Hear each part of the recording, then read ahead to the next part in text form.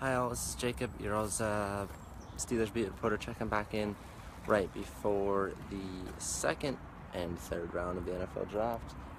Walking down towards the Steelers headquarters, the PMC Rooney Sports Complex on the south side, and have a few thoughts to share with you on what the Steelers might do today. For instance, who they would pick in the second round. Frankly, it's a lot like where they were 2 years ago when we were talking about the Steelers getting an outside linebacker and getting a corner. Then it was Bud Dupree and Senquez Golson. They went 1 for 2 there so far. Senquez Golson has been injured for the entirety of his NFL career since then.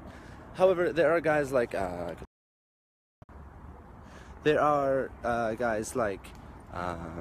Robbie Wendier, Shaq Griffin out in Central Florida. Plenty of even Shelton Gibbs would be natural fits as long press corners in Pittsburgh as the Steelers try to transition to a more aggressive form of defense. It's something Mike Tomlin talked about last year.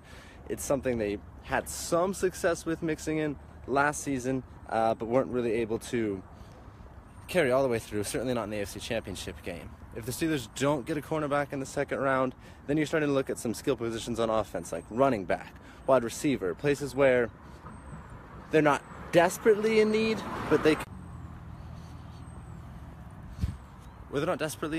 definitely use some reinforcements behind Le'Veon Bell, for instance, is depth behind Antonio Brown, and it will reveal some measure of how much trust they have in Martavis Bryant, depending on what type of receiver they would draft, if they were to draft one. Last point for me before I head in, because there's a TJ Watt press conference coming up, is that, will the Steelers pick up a quarterback? It's, I don't know. Nobody knows. But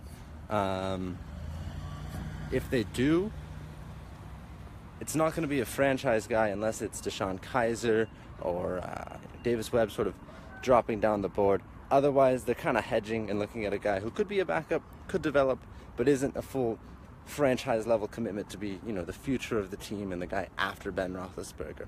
So look for the Steelers to potentially cop out on a quarterback of the future. That's all I'm expecting from day 2 of the NFL draft. I'll be checking back in with you throughout the evening. Really appreciate your time, as always.